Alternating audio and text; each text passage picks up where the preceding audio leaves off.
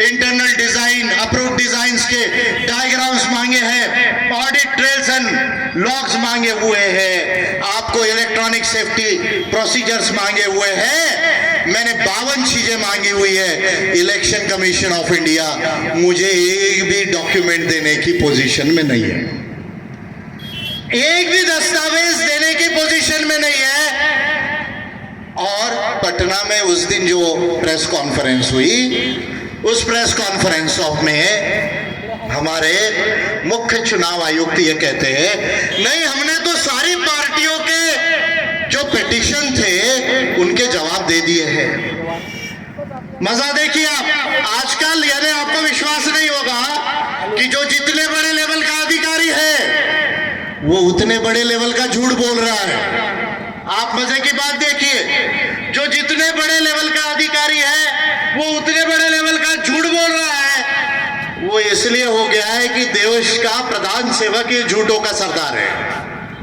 देश का प्रधान सेवक क्योंकि झूठों का सरदार है, इसलिए अधिकारी भी जितने जो है उनको झूठ बोलने की जो है वो आदत लगी हुई है।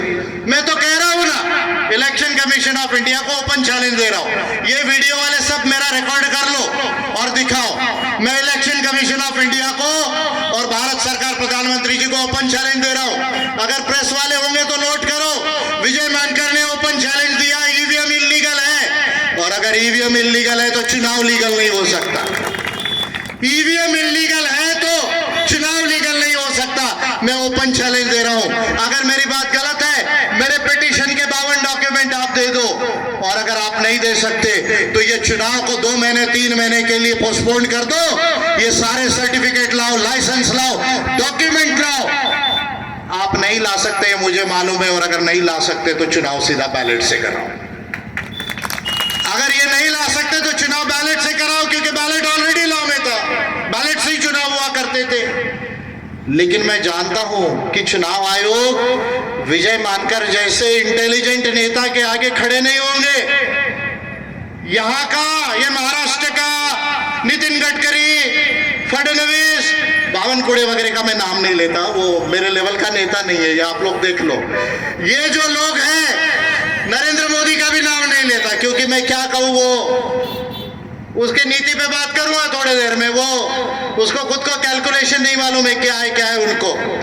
तो कोई विजय मानकर को जो है वो ओपनली डिबेट नहीं कर सकता देश के अंदर में। कोई पब्लिक कैमरा के अगर लाइव ब्रॉडकास्ट के अंदर आके विजय मानकर से डिबेट नहीं कर सकता, और इसलिए झूठ का सहारा ले रहे हैं, कह रहे कि भी नहीं हम इसको चुनाव कराएंगे। हमने तो सबके जवाब दे दिए। भाई आपने तो मेरा 1 महीना होते आया, देख लो आप भी 1 महीना होते आया, क्योंकि आप भी वोट डालोगे, आपका वोट भी इलीगल होने वाला है। 1 महीना होते आया, आपने मेरा जो है वो जवाब नहीं दिया। ठीक है, कोई बात नहीं, मैं 4 दिन और रुक जाता हूं। कल मैंने एक और बहुत बड़ी न्यायिक प्रक्रिया में आगे कदम बढ़ाया। जब 1 महीना होने को आया, कल मैंने पार्टी के तरफ से एक और बड़ी लीगल स्टेप ली। 4 दिन 5 दिन चुनाव आयोग को और मजा कर लेने दो, आराम कर लेने दो, और 5-7 दिन आराम कर लेने दो, मोदी सरकार को और 1 हफ्ता आराम कर लेने दो। ये ईवीएम का सलूशन जब तक मैं इस देश में नहीं लाऊंगा, मैं देश में चैन से नहीं बैठूंगा। ये बात मैं आप लोगों को कह रहा हूं। क्यों? क्योंकि ये बीजेपी और एपीआई का सवाल नहीं है, ये कांग्रेस का सवाल नहीं है, ये आपका सवाल है, मेरा सवाल है। ये देश के 100 करोड़ वोटर का, 100 करोड़ नागरिक जो वोट देते हैं उनका सवाल है।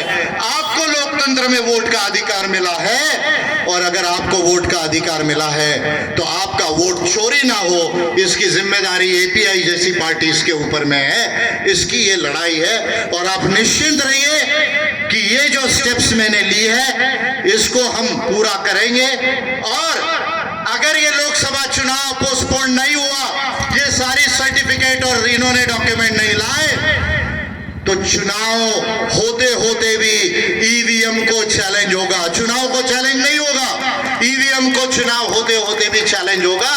उसकी भी दूसरी प्रक्रिया मैंने बना ली है, और आप तमाम नागरिकों को ये कह रहा हूं,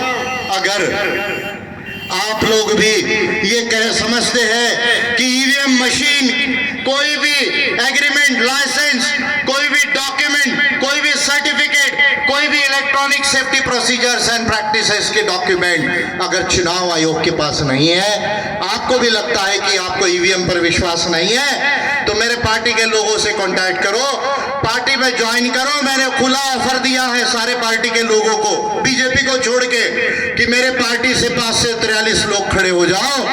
अगर ये चुनाव घोषित भी हो गया और चुनाव चालू भी होता है, और अगर आगे की न्यायिक प्रक्रिया में देर हो रही है, तो भी इस चुनाव को हम चैलेंज करेंगे।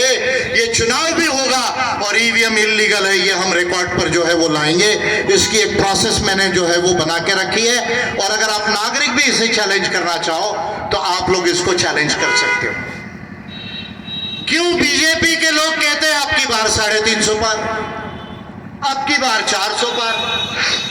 मैं ये कहता हूं अमित शाह जी को और मोदी जी को, आपको कैसे पता चलता है भैया? आप क्या कुंडली लेके बैठे हुए हैं कि कितना सीट कहां से निकलने वाली है?